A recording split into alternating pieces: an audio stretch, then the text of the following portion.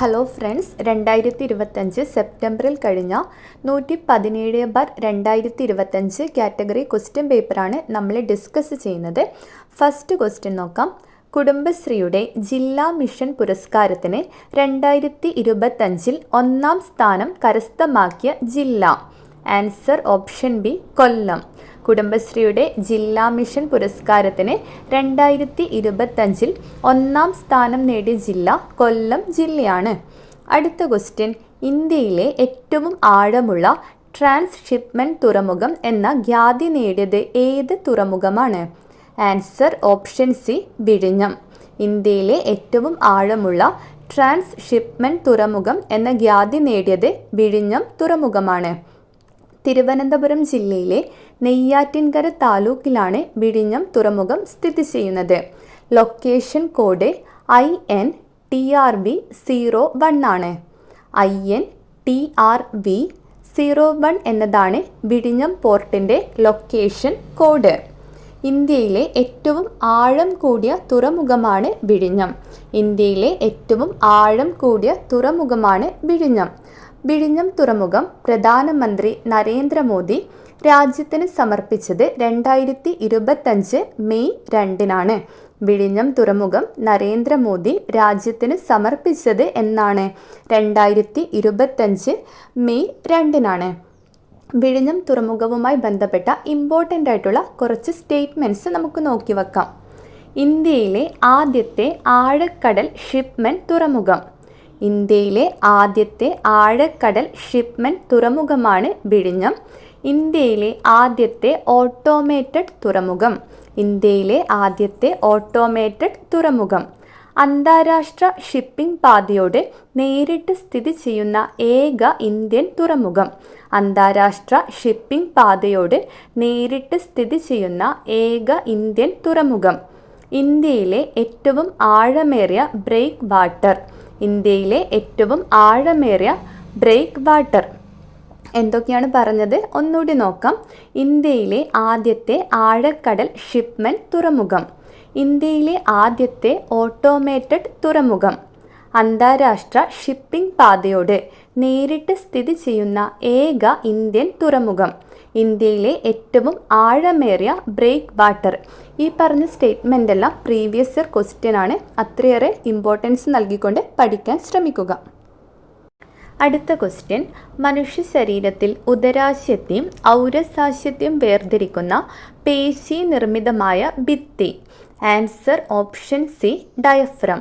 മനുഷ്യ ശരീരത്തിൽ ഉദരാശയത്തെയും ഔരസാശയത്തെയും വേർതിരിക്കുന്ന പേശി നിർമ്മിതമായ ഭിത്തിയാണ് ഡയഫ്രം. പെരിക്കാർഡിയം എന്താണ്? ഹൃദയത്തെ പൊതിഞ്ഞിരിക്കുന്ന ഇരട്ട സ്തരമുള്ള ആവരണമാണ് പെരിക്കാർഡിയം. ഹൃദയത്തെ പൊതിഞ്ഞിരിക്കുന്ന ഇരട്ട സ്തരമുള്ള ആവരണമാണ് പെരിക്കാർഡിയം. മെനിഞ്ചസ് എന്താണ്? തലച്ചോർ, സുഷുമ്ന എന്നിവയെ പൊതിഞ്ഞു കാണുന്ന 3 സ്തരപാളികളുള്ള ആവരണമാണ് മെനിഞ്ചസ്. തലച്ചോർ, സുഷുമ്ന എന്നിവയെ പൊതിഞ്ഞു കാണുന്ന 3 സ്തരപാളികളുള്ള ആവരണമാണ് മെനിഞ്ചസ്. അടുത്ത ക്വസ്റ്റ്യൻ. ഭക്ഷ്യവിള ഇനം എന്ന ക്രമത്തിൽ ചുവടെ കൊടുത്തിരിക്കുന്ന ജോഡികളിൽ നിന്ന് ശരിയായത് തിരഞ്ഞെടുക്കുക. Answer option A, 2. ഇതിൽ ശരിയായ ജോഡി ഏതു മാത്രമാണ്? മുളക്, ഉജ്ജ്വല എന്നതാണ്. മുളകിൻ്റെ ഇനമാണ് ഉജ്ജ്വല. ഉജ്ജ്വല എന്ന് പറയുന്നത് മുളകിൻ്റെ ഇനമാണ്. ഓരോന്നായിട്ട് നോക്കാം. നെല്ലിൻ്റെ ഇനമാണ് പവിത്ര. പവിത്ര നെല്ലിൻ്റെ സങ്കര ഇനമാണ്. പയറിൻ്റെ ഇനമാണ് ലോല. ലോല പയറിൻ്റെ സങ്കര ഇനമാണ്. അക്ഷയ തക്കാളിയാണ്. ഇത് SCRTയിൽ പഠിക്കാനുണ്ട്. നമുക്ക് ഓരോന്നായിട്ട് നോക്കാം. നെല്ലിൻ്റെ സങ്കര ഇനങ്ങൾ ഏതൊക്കെയാണ്? പവിത്ര, ഹ്രസ്വ, അന്നപൂർണ. പവിത്ര, ഹ്രസ്വ, അന്നപൂർണ എന്നിവ നെല്ലിൻ്റെ സങ്കര ഇനങ്ങളാണ്. പയറിൻ്റെ സങ്കര ഇനങ്ങൾ ഏതൊക്കെയാണ്? ലോല, മാലിക, ഭാഗ്യലക്ഷ്മി, ജ്യോതിക. ലോല, മാലിക, ഭാഗ്യലക്ഷ്മി, ജ്യോതിക എന്നിവ പയറിൻ്റെ സങ്കര ഇനങ്ങളാണ്. മുളകിൻ്റെ സങ്കര ഇനങ്ങളാണ് ഉജ്ജ്വല, ജ്വാലാമുഖി, അനുഗ്രഹ. ഉജ്ജ്വല, ജ്വാലാമുഖി, അനുഗ്രഹ എന്നിവ മുളകിൻ്റെ സങ്കര ഇനങ്ങളാണ്. അനഘ, അക്ഷയ, മുക്തി ഇവ തക്കാളിയുടെ സങ്കര ഇനങ്ങളാണ്. ഏതൊക്കെയാണ്? അനഘ, അക്ഷയ, മുക്തി തക്കാളിയുടെ സങ്കര ഇനങ്ങളാണ്. ഇനി പ്രിയങ്ക ഏതിൻ്റെ വിത്തിനമാണ്? പ്രിയങ്ക പാവലാണ്. പ്രിയങ്ക ഏതിൻ്റെ വിത്തിനമാണ്? പാവലിൻ്റേതാണ്. അടുത്ത ക്വസ്റ്റ്യൻ, മനുഷ്യൻ്റെ നിലനിൽപ്പിന് നാം പ്രകൃതിയിലേക്ക് മടങ്ങിയേ തീരും. മനുഷ്യനാണ് കാടുകളും നീരുറവകളും ഭൂമിയുടെ ഫലഭൂഷ്ടിയും നശിപ്പിച്ചുകൊണ്ടിരിക്കുന്നത്. മണ്ണിനെ മരുഭൂമിയാക്കുകയല്ല, വിളഭൂമിയാക്കുകയാണ് വേണ്ടത്.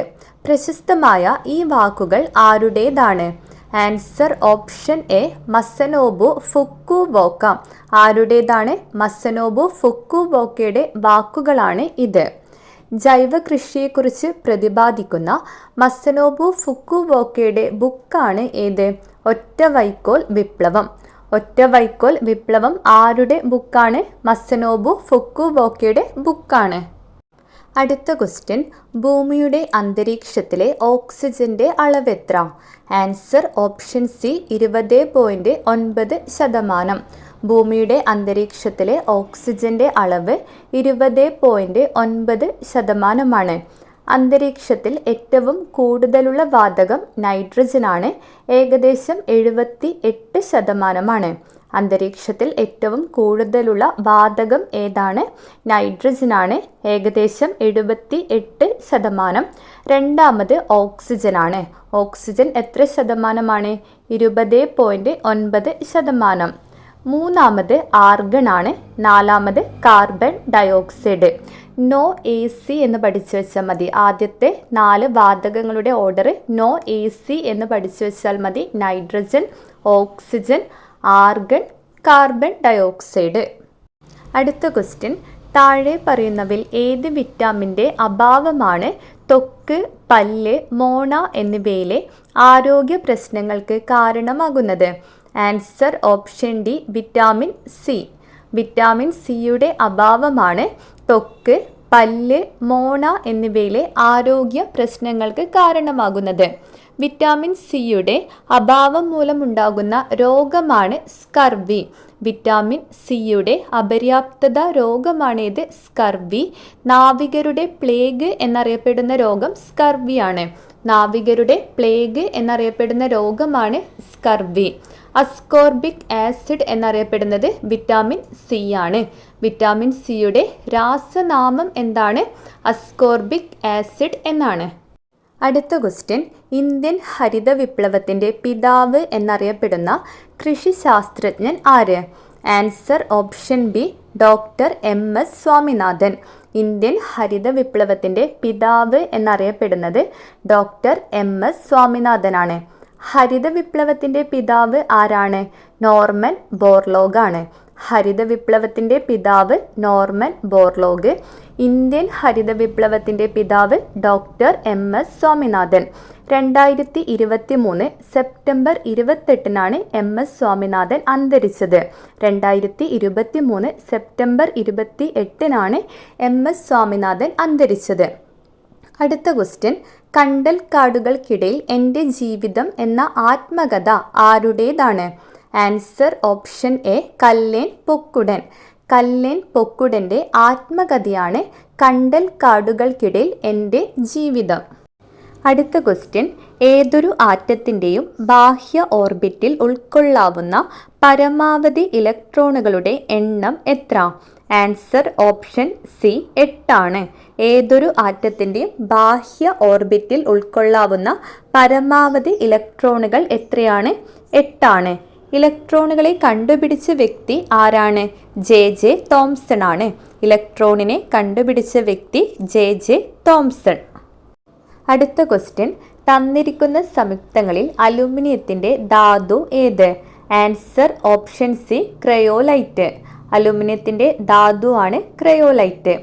കലാമിൻ ഏതിൻ്റെ അയിരാണ്? സിങ്കിൻ്റെ അയിരാണ് കലാമിൻ. ഇമ്പോർട്ടൻ്റ് ആണ്. കലാമിൻ സിങ്കിൻ്റെ അയിരാണ്. ഹെമറ്റൈറ്റ് ഇരുമ്പിൻ്റെ അയിരാണ്. ഹെമറ്റൈറ്റ്, മാഗ്നറ്റൈറ്റ് ഒക്കെ ഇരുമ്പിൻ്റെ അയിരാണ്. ഇനി ബോക്സൈറ്റ് അലുമിനിയത്തിൻ്റെ അയിരാണ്. ബോക്സൈറ്റ് അലുമിനിയത്തിൻ്റെ അയിരാണ്. സിന്നബാർ ഏതിൻ്റെ അയിരാണ്?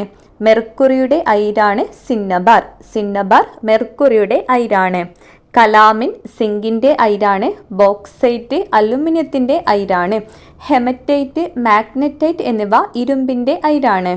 സിന്നബാർ ഏതിൻ്റേതാണ്? മെർക്കുറിയുടെ അയിരാണ് സിന്നബാർ. അടുത്ത ക്വസ്റ്റ്യൻ, ഒരു calorie equal to dash joule.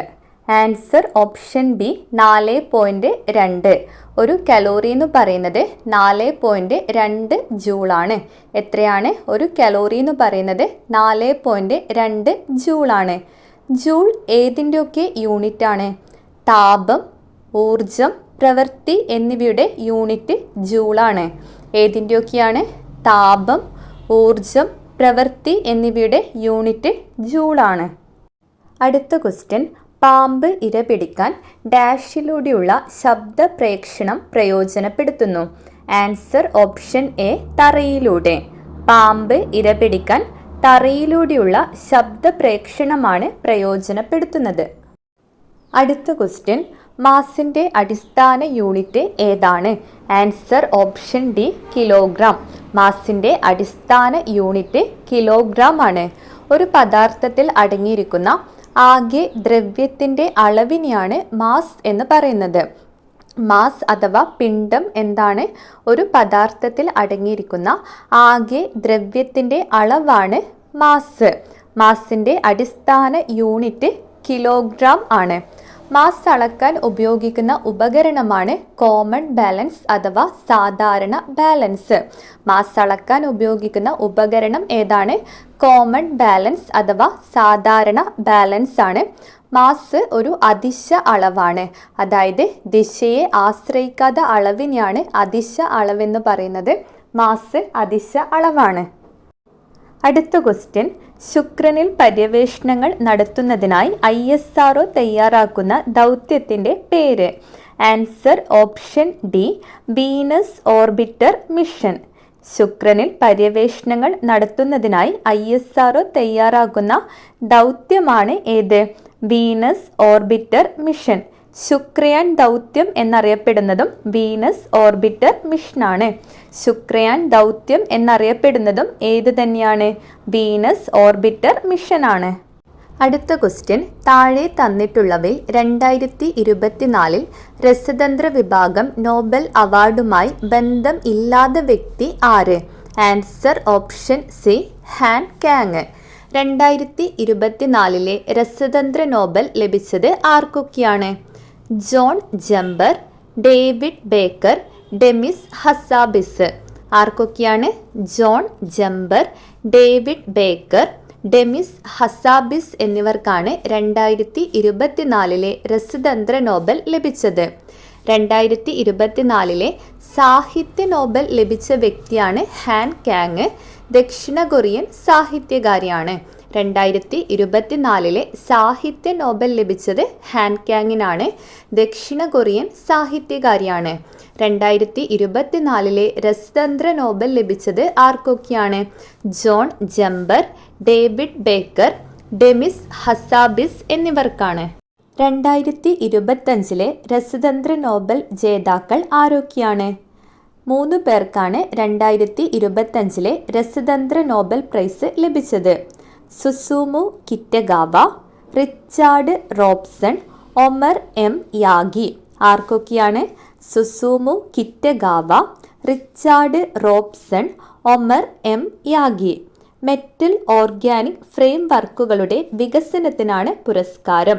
എന്തിനാണ്? മെറ്റൽ ഓർഗാനിക് ഫ്രെയിം വർക്കുകളുടെ വികസനത്തിനാണ് ഇവർക്ക് 2025 രസതന്ത്ര നോബൽ പ്രൈസ് ലഭിച്ചത്. മെറ്റൽ ഓർഗാനിക് ഫ്രെയിം വർക്ക് എന്ന് പറയുന്നത് പുതിയ തരം തന്മാത്ര വാസ്തുവിദ്യയാണ്. പുതിയ തരം തന്മാത്ര വാസ്തുവിദ്യയാണ് മെറ്റൽ ഓർഗാനിക് ഫ്രെയിം വർക്കുകൾ. അടുത്ത ക്വസ്റ്റ്യൻ, എലിപ്പനിക്ക് കാരണമായ ബാക്ടീരിയ ഏത്? Answer option B leptospira. എലിപ്പനിക്ക് കാരണമായ ബാക്ടീരിയയാണ് leptospira. Corynebacterium diphtheria. Diphtheria അഥവാ തൊണ്ടമുള്ളിന് കാരണമായ ബാക്ടീരിയയാണ്. ഡിഫ്തീരിയ അഥവാ തൊണ്ടമുള്ളിന് കാരണമായ ബാക്ടീരിയ ഏതാണ്? കോർണി ബാക്ടീരിയം ഡിഫ്തീരിയ ആണ്. മൈക്കോബാക്ടീരിയം ട്യൂബർകുലോസിസ് ആണ് ക്ഷയരോഗത്തിന് കാരണമായ ബാക്ടീരിയ. ക്ഷയരോഗത്തിന് കാരണമായ ബാക്ടീരിയ ഏതാണ്? മൈക്കോബാക്ടീരിയം ട്യൂബർകുലോസിസ് ആണ്. അടുത്ത ക്വസ്റ്റ്യൻ ക്യാൻസൽഡ് ആണ്. അടുത്ത ക്വസ്റ്റ്യൻ എയ്ഡ്സ് രോഗം പകരുന്നത് എങ്ങനെ? ആൻസർ ഓപ്ഷൻ സി, HIV ബാധിതരുമായുള്ള ലൈംഗിക ബന്ധത്തിലൂടെ. എയ്ഡ്സ് രോഗം പകരുന്നത് HIV ബാധിതരുമായുള്ള ലൈംഗിക ബന്ധത്തിലൂടെയാണ്. എയ്ഡ്സ് വൈറസ് രോഗമാണ്.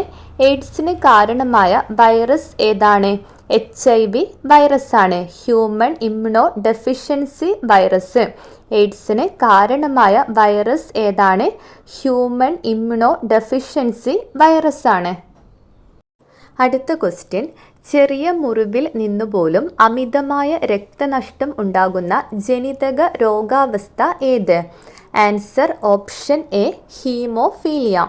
ചെറിയ മുറിവിൽ നിന്നുപോലും അമിതമായ രക്തനഷ്ടം ഉണ്ടാകുന്ന ജനിതക രോഗാവസ്ഥയാണ് ഹീമോഫീലിയ. രാജകീയ രോഗം എന്നറിയപ്പെടുന്നത് ഹീമോഫീലിയാണ്. രാജകീയ രോഗം എന്നറിയപ്പെടുന്നത് ഹീമോഫീലിയാണ്. ലോക ഹീമോഫീലിയ ദിനം എന്നാണ്? ഏപ്രിൽ 17 ആണ്. ലോക ഹീമോഫീലിയ ദിനമാണ് ഏപ്രിൽ 17. മറ്റൊരു ജനിതക രോഗമാണ് sickle cell anaemia. Haemophilia, sickle cell anaemia എന്നിവ ജനിതക രോഗങ്ങളാണ്. അരുണരക്താണുക്കൾ അരിവാൾ പോലെ വളയുന്ന രോഗമാണ് സിക്കിൾ സെൽ അനീമിയ. എന്താണ്? അരുണരക്താണുക്കൾ അരിവാൾ പോലെ വളയുന്ന രോഗമാണ് സിക്കിൾ സെൽ അനീമിയ. അതുകൊണ്ട് തന്നെ അരിവാൾ രോഗം എന്നറിയപ്പെടുന്നതും സിക്കിൾ സെൽ അനീമിയ ആണ്. അടുത്ത ക്വസ്റ്റ്യൻ പുകവലി മൂലം ശ്വാസകോശത്തിനുണ്ടാകുന്ന ആരോഗ്യ പ്രശ്നം ഏത്? ആൻസർ ഓപ്ഷൻ ഡി, ശ്വാസകോശ ക്യാൻസർ. അടുത്ത ക്വസ്റ്റ്യൻ ക്ഷയരോഗബാധയെ തടയുന്നതിന് ഉപയോഗിക്കുന്ന വാക്സിൻ ഏത്? Answer option B, BCG vaccine. ക്ഷയരോഗബാധയെ തടയുന്നതിന് ഉപയോഗിക്കുന്ന വാക്സിൻ ഏതാണ്? BCG വാക്സിനാണ്. അടുത്ത ക്വസ്റ്റ്യൻ താഴെ പറയുന്നവയിൽ വായുജന്യ രോഗം അല്ലാത്തത് ഏത്?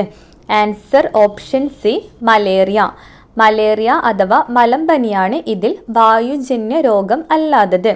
മലമ്പനിക്ക് കാരണമായ രോഗാണു പ്ലാസ്മോഡിയം എന്ന പ്രോട്ടോസോവയാണ്. പ്ലാസ്മോഡിയം എന്ന പ്രോട്ടോസോവയാണ് മലമ്പനിക്ക് കാരണം. മലമ്പനി പരത്തുന്ന കൊതുക് ഏതാണ്? അനോഫിലസ് പെൺകൊതുകുകളാണ്. മലമ്പനി പരത്തുന്ന കൊതുക് ഏതാണ്? അനോഫിലസ് പെൺകൊതുകാണ്. ഇനി 5-ാം പനി, TB, കുഷ്ഠം എന്നിവ വായുജന്യ രോഗങ്ങളാണ്. 5-ാം പനി, ക്ഷയം, കുഷ്ഠം എന്നിവ വായുജന്യ രോഗങ്ങളാണ്. അടുത്ത ക്വസ്റ്റ്യൻ 18 വയസ്സിൽ താഴെ പ്രായമുള്ള കുട്ടികളുടെ സമഗ്ര ആരോഗ്യ സംരക്ഷണത്തിനുള്ള സേവനങ്ങൾ ഒരു കുടക്കീഴിൽ ഉറപ്പുവരുത്തുന്ന കേരള സംസ്ഥാന ആരോഗ്യ ഏജൻസിയുടെ പദ്ധതി ഏത്? ആൻസർ ഓപ്ഷൻ ഡി, ആരോഗ്യ കിരണം. എന്താണ് ആരോഗ്യ കിരണം പദ്ധതി?